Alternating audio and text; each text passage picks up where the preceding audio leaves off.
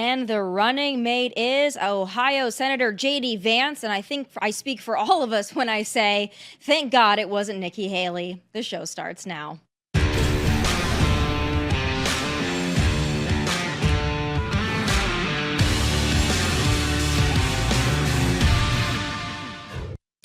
So let me start off by saying this. Watching Donald J. Trump walk out at the RNC just 2 days after surviving an assassination attempt was one of the most powerful moments in American history, in case you missed it. Welcome the next president of the United States, Donald J. Trump.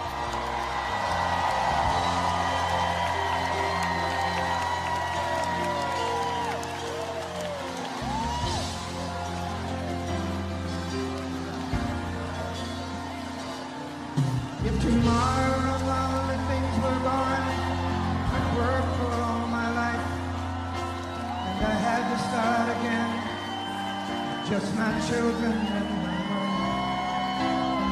Thank my lucky stars to be living here today, 'cause the flag still stands for freedom, and they can't take that away.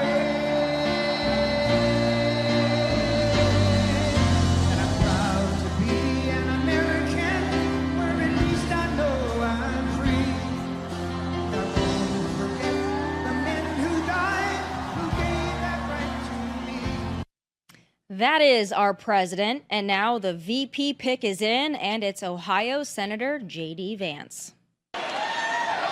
Sorry to keep you waiting. Complicated business. JD Vance, JD. This guy turned out to be an absolute star. He's a great senator and a real fighter. He's a former Marine and a Yale-educated lawyer. He's a great student. JD knows how important it is to have leaders who put America first. He'll bring the toughness and intellectual firepower we need to champion our movement. He will fight for strong borders, fair trade, jobs, and he will be tough as you can be on crime. A truly MAGA all-star. Make America great again. He's an all-star. So I'll be honest, initially it wasn't my first choice, but it wasn't my last choice either, because Vance represents a new generation, a fresh voice, and a Rust Belt senator that speaks to rural and to middle America. All good things, more on that later. But the news of the week is just getting rolling. After all, it's RNC convention week. We are still in the wake of an assassination attempt on former President Trump, and now we have the highly anticipated VP announcement. So that's good news and bad news for Joe Biden's failing campaign. On the one hand, the constant drumbeat from his own party about his cognitive decline and unfitness for office has quieted for the moment, maybe a little bit. But his campaign has also lost basically any remaining puff of steam it once had. After the assassination attempt on Trump's life, any discussion of him being an existential threat is really inappropriate. They might still try it, and they already have, but it's ill-advised. Plus, not only has the Supreme Court ruled in favor of Trump in the immunity case, his classified documents case has all but ended for good. Oh, and Joe is still failing physically and mentally, and even when reading off of a teleprompter in a controlled Oval Office setting, can't seem to get the words out. So there's that. So all Joe has left to campaign on is his worst nightmare, his own record. But how do Democrats really feel about all of that? Let me bring in former communications director to Congressman and House Minority Leader Hakeem Jeffries, and also former aide to President Obama, Michael Hardaway. Michael, it's great to have you, and I appreciate you being willing to come on and have this discussion. No, this is going to be great. I'm looking forward to it. So much to discuss, but I want to start off with the top, and that is the VP announcement from Donald Trump picking Ohio Senator JD Vance. Now, it seems like the Biden team and the Harris team is excited about this, saying that can't wait for the vice president to meet JD Vance on that debate stage. I'm wondering how you feel about that. Are you confident in Vice President Kamala Harris being unburdened by what has been? Well, first of all, you can never trust a grown man who still goes by initials. That's the first thing. The second thing is, look, the guy said he was a never Trumper, and he said a bunch of horrific things about Trump, and then he has joined him. I think it's an interesting decision for a guy who considers himself to be intelligent and seems to be self-made. What's also interesting is if you're down with Trump, what is the science behind this? Because theoretically, you're picking a VP that can get you an audience that you can't already get. And presumably JD Vance's audience is the same thing that Donald Trump's audience is. And so it's an interesting pick. We'll see where it goes. I mean, I think you're kind of auditioning for the worst job in America because there is no autonomy or really a portfolio being Donald Trump's vice president, but it's an interesting decision. So I want to dig into a couple things you said there. First, in all fairness, let's be honest, Vice President Kamala Harris on that debate stage ahead of 2020 essentially called Joe Biden a racist. So when we're talking about VP picks possibly having some harsh words for what ends up being their boss or the number one on their ticket, I mean, calling someone a racist, I get JD Vance has been a never Trumper. I've been critical of that as well. But let's be honest and let's call a spade a spade.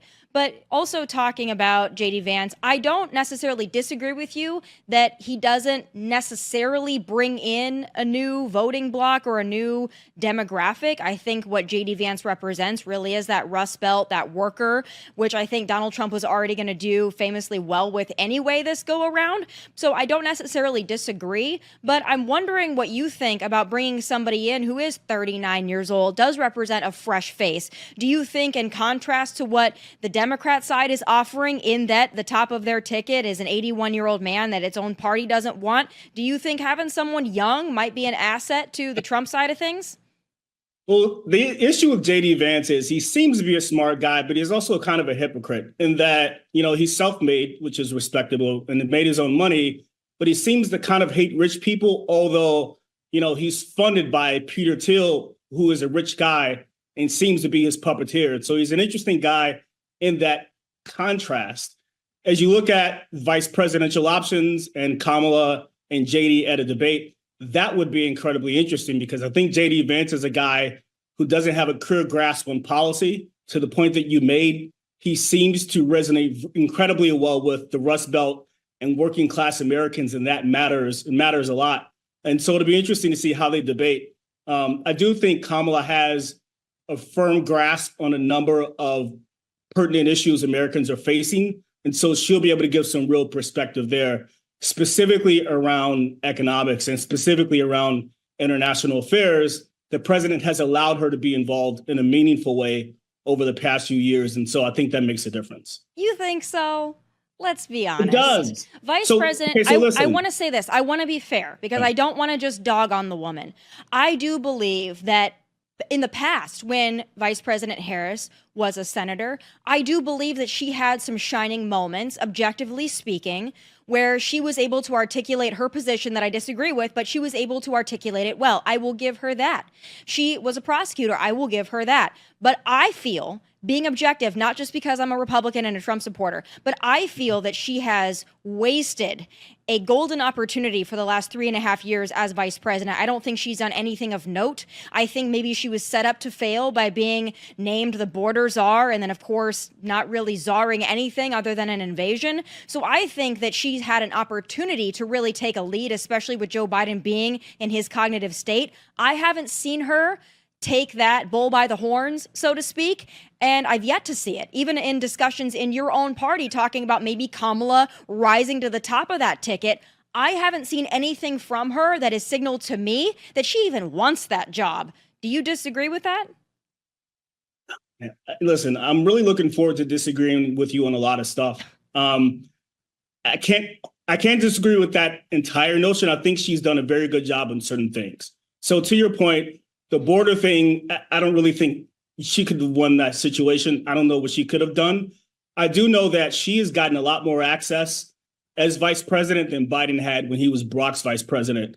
And so because she's got a chance to get face-to-face meetings with international leaders and prime ministers who come to the White House and meet with the president, I think she has a better grasp of where we are as a nation and how to do the job of president than previous vice presidents. I do think there have been failures, as you can expect when you try something. I do also think that, look, when your boss is 81 years old or so, you have a real opportunity to be more aggressive with your schedule. And I think there's more she probably could have done there as well. So to be fair, I think you have some points and I disagree with others. Okay. Well, I want to get into that too, because, there's a lot to talk about on your side of the aisle. And I want to get your take on all of it, because your take is the take that matters, the Democrat take on your ticket is what matters, really. I mean, you guys have to make that decision, not me. I don't care what you guys do. I think it's going to be interesting. But I do want to go back and talk about, obviously, the news that's still very important to discuss, and that's the assassination attempt on former President Trump. A lot of information coming out. It was a complete and colossal failure of security. I think that the Secret Service director needs to resign. I think that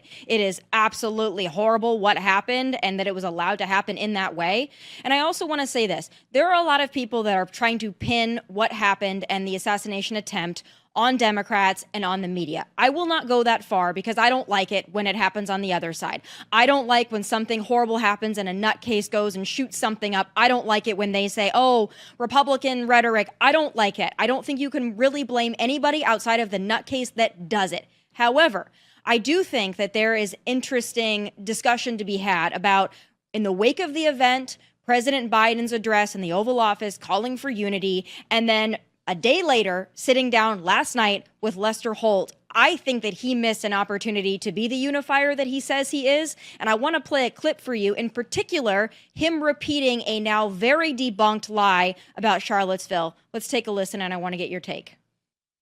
Lester, I got in this race early on in 2020 for the 2020 race. I wasn't going to run again because I lost my son. I didn't feel it.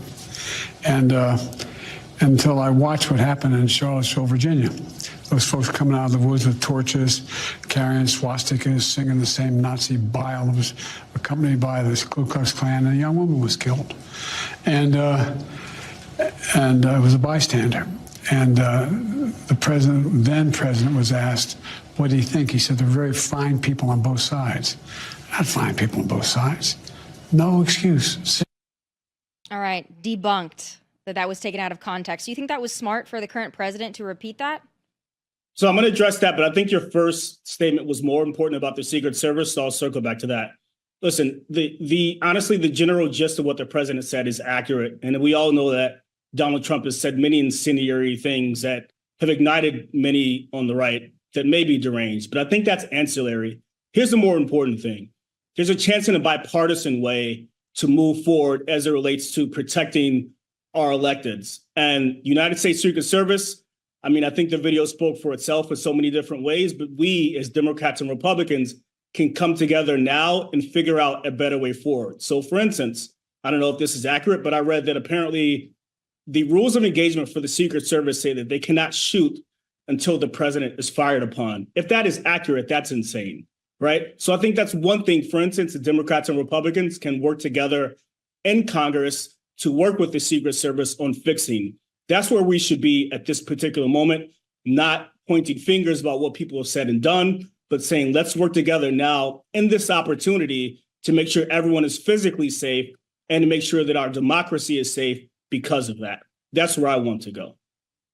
Yeah, I don't disagree with you. I think the fact that he was allowed to crawl up on that building while people are literally shouting, there's a man crawling up on the building with a weapon. I mean, the fact that that was allowed to go on and that we have so much camera footage now of people trying to warn law enforcement, something went terribly wrong here. There's going to be an investigation. I think some people probably should be fired. This is no little thing. This could have been an assassination of a former president and a leading candidate to be the future president. So this is, to me, just such a dereliction of duty on so many different levels. I hope we get to the bottom of it. But in going back to that Lester Holt interview, you know, I give him credit for sitting down and doing it, I guess, but I feel like he was very combative. And I don't think it was helpful to his case. When you're trying to, I guess, reassure your own party that you should be at the head of the ticket and you sit down and you say to Lester Holt numerous times, like, come on, man, and you criticize the media that's been very kind to Joe Biden for the last 3.5 years, I thought that he kind of made a mistake. Listen, there are a few things here. The first thing is the president should never do one of these again. First of all, there's no value in doing that from a polling perspective or from a voting perspective. The second thing is many of Lester Holt's questions were disingenuous, as have been the overall Beltway media as it relates to the president and his health. And what the president did was the right thing to do, which is to say, why do you keep asking me stupid questions about whether I've seen tape from a debate a month ago when you failed to at all question the idea that the other guy has lied dozens of times? And so the point here is that Michael, do you really think that the media hasn't covered Donald Trump? Do you really think that the media, I mean, just be honest here. 1,000,000%. I will tell you this, Tommy. You think the media has coddled Donald Trump and been friendly to Donald Trump? Two separate Beltway reporters told me over drinks in an off-the-record capacity during 2020, I kind of hope Trump wins because he's great for our business. That was said to me, and that is the mindset of many of the elite Beltway reporters, and that's why you see such poor coverage of the president. And here's the thing, Tommy. If I'm running Joe Biden's campaign, I'm saying you don't need these interviews for several reasons. You're still polling neck and neck with Donald Trump in battleground states in general. I just saw a poll a few days ago from PBS that showed he's up 6 points nationwide against Donald Trump. You've got the National Finance Committee still on your side, which is the main fundraising operation for the Democratic Party in the campaign. They're still with you, right? You've got inflation at 3%. It was 9% 2 years ago. You've got historically low unemployment. You've got historic highs for the S&P and the Dow.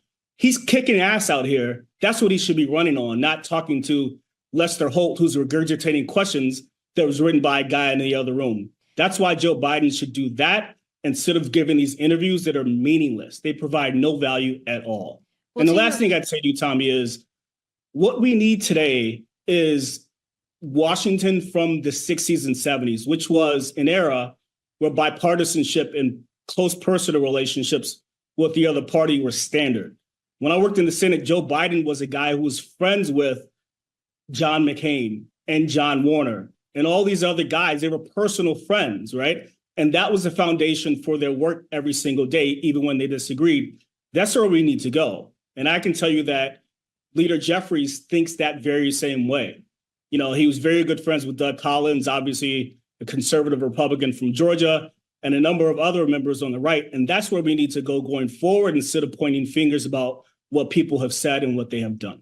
I don't disagree with you on that. I wish we could go back to that. It's really hard, though, when one side of the aisle is still actively calling the former president and current Republican candidate Hitler. I mean, it's hard to be like, yeah, let's have Kumbaya moments. Well, that's what the vice president called him too, remember? I mean, he did say that. Well, I don't disagree with you that that was inappropriate. I don't think likening anybody to Hitler is appropriate. I don't think that that should be used by anybody in any capacity on either side. I just think it's wrong. And I don't think that you should call someone an existential threat unless you think that they are truly an existential threat, which goes back to some of this conversation. A lot of it I get on social media. But it is right to point out that I understand and I applaud a lot of Democrats after the assassination attempt for coming out and saying there's no place for political violence. Our thoughts and prayers with Donald Trump and his family. I appreciate that. And I think that that was wise, smart, and appropriate. However, it is kind of interesting, and I'm wondering your take on this. How do you go from one day saying this guy is literally an existential threat, he is Hitler, and then saying we have our thoughts and prayers with Hitler? Do you think that there's a little bit of a dissonance there, and maybe that they are maybe a little bit hypocritical? I mean, either you think this guy is Hitler or your thoughts and prayers are with him. Can you have both? So let's be honest. This horrific event happened, and in the aftermath of that, you had several House Republicans and others on the outside personally attacking the president and Democrats in a way that wasn't necessary, in a way that was antithetical to what President Biden and others tried to do, which was strike a note of unity. Again, the idea of characterizations and pointing fingers is stupid at this point in terms of where we are as a country, and we have to move forward as adults. There's way too much emotion in this conversation. I expect voters to be emotional, but as electeds, and the people that work with them and advise them, we all should be smarter and we all should be functioning as adults and say, we disagree, but we agree on certain things. Let's focus on that. The stuff we disagree on is perfectly fine. The other guy doesn't hate America. I don't hate America. We can be friends and we can work together. Okay, well, I can appreciate that. I want to talk about your side of the aisle now. And I want you, and I ask every time I have a Democrat, a liberal, anybody who's left of center on that's brave enough to come on and talk to me, I ask him this question, and I ask for as much honesty as you can possibly give me in your position. Do you want President Joe Biden to be at the top of your ticket? Now, I'm not saying will he, won't he? I'm saying, do you want, as a Democrat, do you want Joe Biden at the top of your ticket come November? You know, this is like a baseball game where a guy's thrown a no-hitter through 8 innings, and then we want to yank him because we say, well, you've done enough. We all know Joe Biden's old. That's fine. But he's earned the right to run again and be our candidate and be our president because inflation is now 3%, a third of what it was 2 years ago, because we have historically low unemployment that he has delivered, because we have historically high Black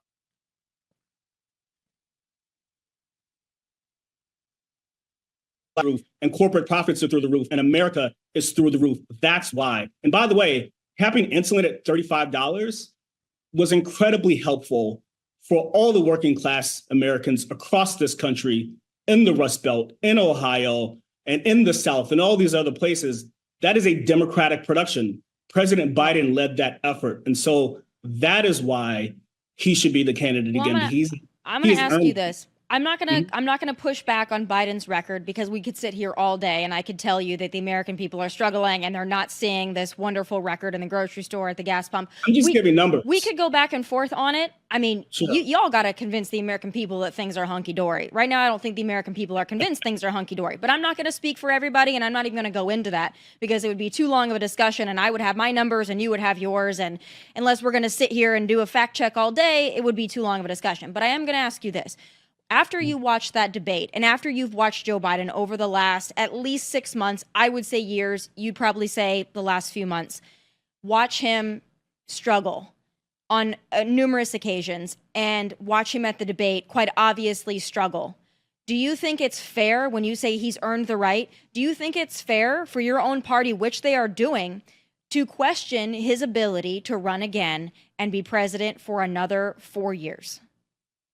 You know, it's difficult because I remember him from the Senate and obviously from the White House with President Obama, and he was an incredibly sharp, charming, brilliant guy. And obviously there's been a decline that is hard to watch, frankly, and it's kind of painful in a way, because you know who the guy used to be.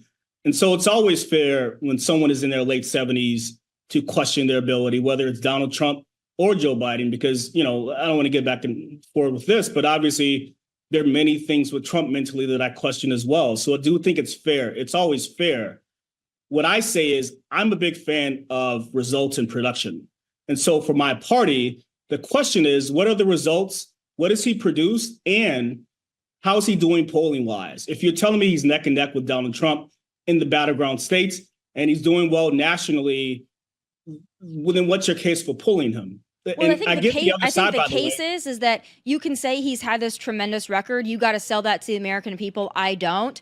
But what I'm hearing you say, and correct me if I'm wrong, but you're saying essentially like, we can have a shell of a man who's not really capable of articulating himself, staying up late into the night and answering the call of the job, because the shell of a man has gotten what we think he's gotten done. But do you think that, though? Because if you're saying, hey, listen, I didn't say that. But what you're saying is you think he has a good record and you think he's polling well.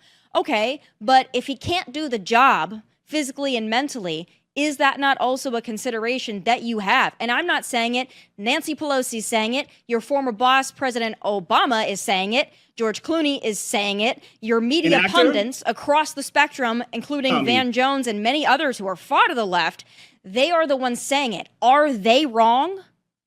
First of all, an actor's opinion should never matter in politics. I agree with you, but shoot, he's raising a lot of money for your guy. It's a crime that they ran an op-ed from him. But what I'd say to you is this. By the way, Donald Trump did fall asleep yesterday in the first day of the convention, but nonetheless. Listen, Michael, the man was shot 2 days ago. He got up off the stage, walked off. I don't think any comparison at this point for Democrats to be like, well, I think that President Trump is failing. The man literally got shot in the ear and he goes to a convention 2 days later. Your guy had a 90-minute debate. What does that have to do with him falling asleep? It has nothing to do with him falling asleep. I mean, to say that he's not physically capable when the man literally survived an assassination attempt. During his trial. He fell asleep during the trial. I'd fall asleep during one of those trials too. If I had to sit in a room and listen to something ad nauseum, I would also fall asleep. But let's just be fair. Yeah. And I'm not saying it. I'm asking you to address your party, not mine. I don't care if you run a vegetable. I'm asking you from your party's perspective, because it's your party that's saying it. Your party is worried. The majority of your voters are worried. Do you think that they are wrong to be worried about Joe Biden? I don't think, again, for any candidate that's over 75 years old, I don't think that it's a problem to be worried about any of them, whether it's Nancy Pelosi as a member of Congress who's over 75, or whether it's Joe Biden or Donald Trump. It's always fair because there is a physical and mental decline for anyone in their late 70s and on. So it's always a fair question. What I tell people is, let's take the emotion out of this and talk turkey. to your point, the guy is old. We all know that he's old. And so he should have the option to make that decision for himself because he has delivered. Your point about him being old is a fair one. I just think that, particularly as it relates to the media for this, it's just overblown and insane to ask the same question every single week, which is what we've seen with the political media and Joe Biden, particularly with the New York Times, which seems to have this weird obsession and has written over 160 articles on the same topic surrounding his age. Well, I think it's fair to have a question about it. 160? I mean, you know what I think is funny? I'm just when people on the left attack leftist media, I'm gonna let y'all do it because I don't care. But they're not leftist media. People always say that, but like I deal with Times reporters and have for years. I mean, first of all, there are many very moderate to Republican reporters. There are many op-ed right-wing writers on the Times as well. Okay, well, I will give you that. I would think, to be fair, the media is not on Trump's side. I think that that's fair, and you can disagree, but I think most people would agree that the media really doesn't like Trump, by and large. But I do want to ask you this. Let's say in a world, and I know that you're saying Joe has he's got the delegates, he's got the votes, I understand that. He might very well remain your candidate. If it's not Joe Biden, if Joe Biden himself says, okay, I don't want to do this anymore, I am dropping out, who do you want at the top of your ticket and who has the best chance to defeat Donald Trump? You know, it's an interesting question because I've thought about this and I don't have a number one quarterback. I've got three people and two of them should be in the mix and I'm not sure what the final two should be. All right, so give me the names. I've got Kamala in there. I've got JB Pritzker, who I think is actually a star in so many different ways. And obviously, Gavin Newsom is incredibly talented as well. I think you should pull from two of those three people, and Pritzker should definitely be one of those people. I think there are many things he brings. You know, it's interesting. In some way, Pritzker reminds me of a smarter, saner Donald Trump, and that he is a trust fund kid who has an understanding of what the working class thinks and how they live. And I think that's an interesting skill to have. And so I'm a big fan of JB Pritzker in that conversation. I haven't heard his name floated as much as the others.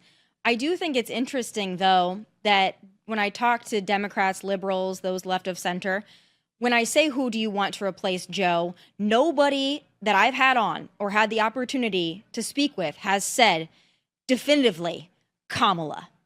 And I think it's interesting because none of you have done it. And I've talked to a lot of folks on your side who have jobs like yours that are in communications, that are incredibly smart and savvy. And I don't hear anybody saying like, yes, it's naturally Kamala that should take that position. Why do you think that is? You know, what's interesting is I've talked to a bunch of friends about this, and I don't know the answer to that question. What I've actually heard from a lot of people is, you know, the hope is that Joe Biden wins and the next person up is none of the three people that I just mentioned. It would have been Wes Moore with like a JB Pritzker as the vice president. I can't tell you why Kamala is never the first person that people mention. Yeah, you can. You know why. No, I'm being honest with you. I don't know the answer. Like, You're I think they're just some people that you've seen the polls. You know her approval rating is low. Yeah, but that's not why I think we're having this conversation in terms of why I don't know. I just don't know. Like Barack, for instance, is the most talented person I've ever known, and I knew he was going to be president because he could do a lot more than anyone I'd ever seen. I don't feel that way about many other people in my party, and I think that speaks to why that answer is not clear. Last question for you. If it's between Kamala and Gavin Newsom, who do you think has a better chance to beat Donald Trump? It's an interesting question. Just trying to be honest with me, because I know that you know. You know what? I think it actually might be Kamala. I honestly don't know much about Newsom in terms of his policies. I know that people in California seem to love him. Do they really? Because he's almost recalled. But take a spin around California and tell me if those policies are working out. All right, well, listen, my California is like Los Angeles and like West Hollywood. So the people I've spoken with there have said that anecdotally, right? So my answer to you is Kamala, because I think she can patch together a wider coalition than Gavin Newsom could. Okay.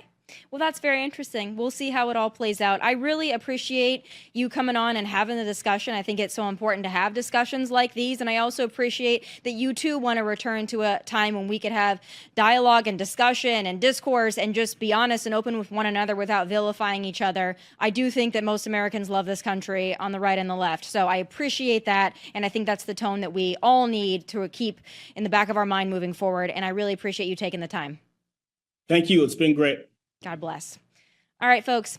Ohio Senator JD Vance, a new voice in the movement, is the VP pick, and I have some final thoughts.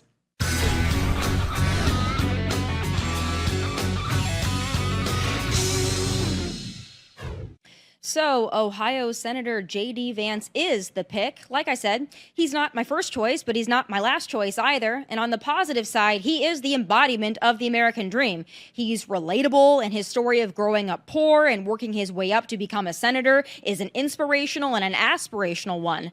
Rural, lower, and middle-class Americans can relate to that story, and the Rust Belt states can see themselves in him, and that's good, and it's important.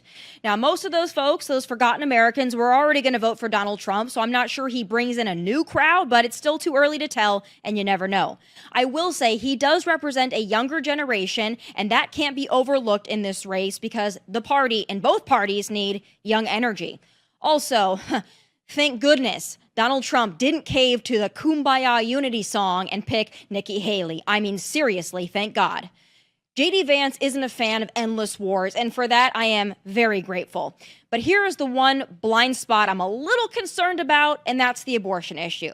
All right, JD Vance is very pro-life, and there is nothing wrong with that. I totally understand. But if you think the Democrats aren't going to exploit and overblow that abortion ban scare, you don't know the left. That's really all the Democrats have in this election at this point. It's abortion. It's the one issue they can sway women and independents on, and I worry about it just as I did after that pink splash of a red wave in 2022. If JD Vance sticks on Trump's message of opposing a federal ban and leaving it to the states, I think all will be okay. But any talk of a federal or a national ban on abortion or coming even close to that in Houston, we have a problem. All things considered, I don't think this VP choice makes much of a difference because Trump has incredible momentum right now, and it should continue. But the games are just beginning, so get your popcorn. Those are my final thoughts. Please be sure to like and subscribe to the show on YouTube at Tomi Lahren is Fearless. From Nashville, God bless and take care. What's up, guys? Thank you for watching Tomi Lahren is Fearless. If you want more of my hottest takes, must-see conversations, and of course, my final thoughts, click here and make sure you subscribe here so you'll never miss a beat. I'll be here every weekday and I hope you'll join me.